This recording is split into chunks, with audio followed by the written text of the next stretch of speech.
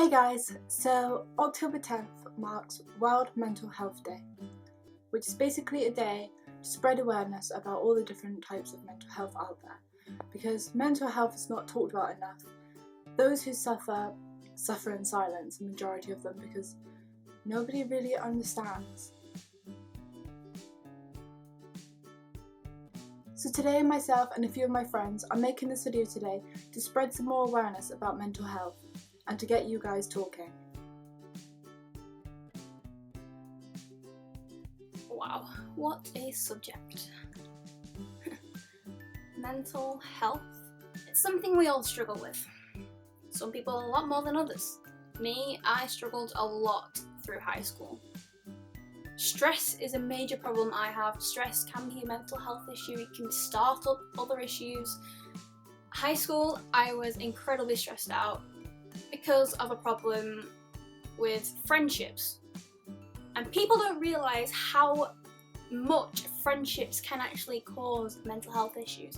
Anxiety is worse than feeling sad all the time. It's worse than just feeling scared. It's worse than feeling left out or stupid. You're too scared to get up on the bus in case you stand up too early, or you're too scared to go up and pay for something in case you get something wrong, or you put in the wrong pin in your card, or you mishear the person and you give them £10 when they said 12. It's more than just being anxious to step out your front door. And it's harder than anyone thinks. Social anxiety and any type of anxiety is hard, and people don't realise what goes through a person's head when they are out and when they have got social anxiety. Hey, it's me, Chris, and I suffer from depression, anxiety, and panic attacks. And they're not fun to have. Not at all. You struggle daily, at least for me. I do. You struggle to be happy. You struggle to not be afraid to do things that you would love to do. And I'm working through that. And I'm still not to the point where I want to be with that. I'm still having a lot of anxiety issues and stuff like that. As most of you may know, I've had anxiety for about 4 years now. I tend to struggle daily. Some days I can push through it and other days I can't. I get the strangest physical symptoms ever, so strange that you would think, can anxiety really cause that? But yes, it can. One of my worst fears is actually being alone, or just generally having to go through life on my own. I don't like it. I don't want to have to do that. I want to have a bunch of people who will be my friends and support me. With the genre of work that I'd like to go into, I need that support. Otherwise, I'm just going to get completely knocked down. I haven't had depression, but I have been close to people who have experienced depression, and I've seen what it can do. I would like to take a moment to talk about being somebody close to someone who has depression and how difficult that can be.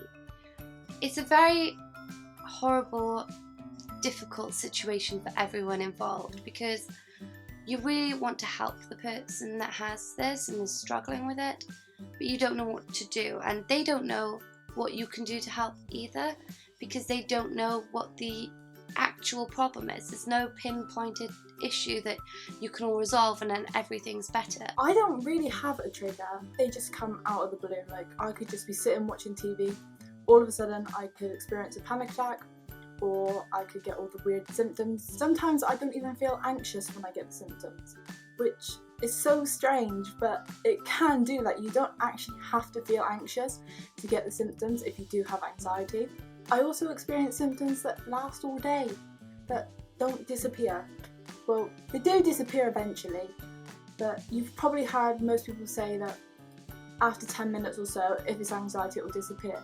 But sometimes anxiety can cause symptoms all day when you're not feeling anxious. It's tough, it really is tough. I actually just studied throughout my high school last year, and studied so I got really high grades so I could just get out of that. I didn't want to have to put up with it. Luckily, the studying got me through it. But not everybody has something to get them through it. If you do, try find a hobby, try find something that will help you. I found that studying and just doing things that I love helped me through it. The thing you need is support.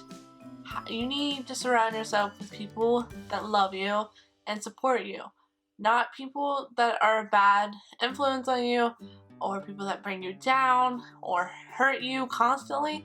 Those people do not deserve to be in your life. Secondly, don't isolate yourself.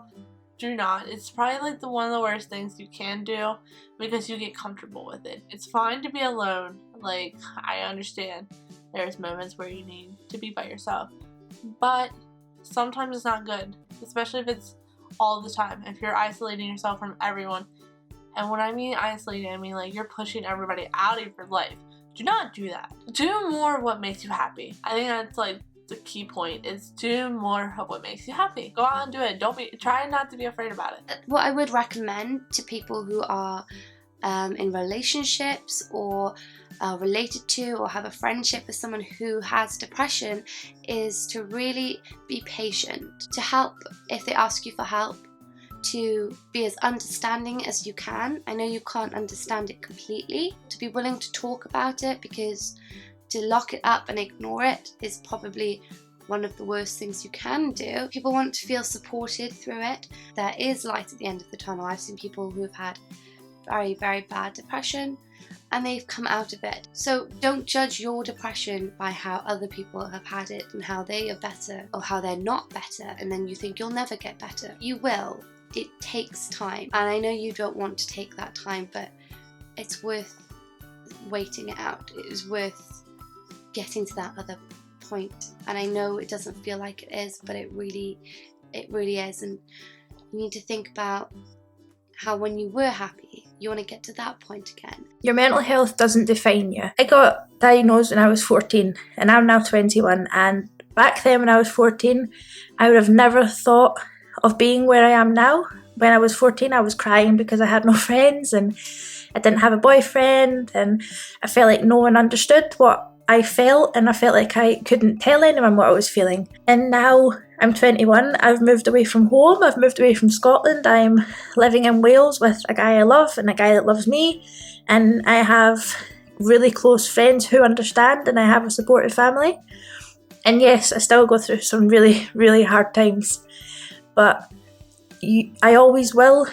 And as I said, it doesn't define me, and it doesn't make me any worse or better of a person, but it is part of me, and it's something that you need to learn to accept, and you need to learn to grow stronger with, and you need to realise that if you have a down point or a down day or a down week or a down month, the whole of your life isn't going to be the same, because at some point, and if you really put the effort in, it will get better. You're not just another person with mental health.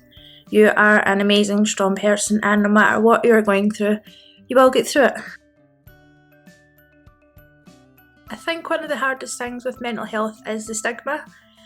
I feel that when someone knows you've got mental health issues, that you kind of get prejudged, and I also think that it is because of the name, because when people hear mental health, a few of them think you are mental, and that is something that I've had to deal with in the past, and it is something that I've gone through myself, and I feel like there's not enough done to stop the stigma and to help people realise that we're not mental. Whether it's depression, anxiety, bipolar, personality disorder, anything, you're not mental. I think a lot of people need to realise that and need to stop prejudging.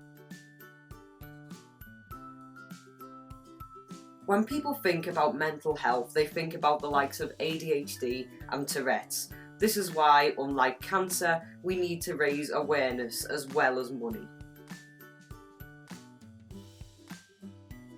Others may not realise that if you actually walk down a street, then 9 people out of 10 will have actually suffered through some sort of mental health issue. And we need to be aware, and we need to help others, we need to support each other. Doing whatever we can, we need to support our friends, our family, help them out as much as you can, please.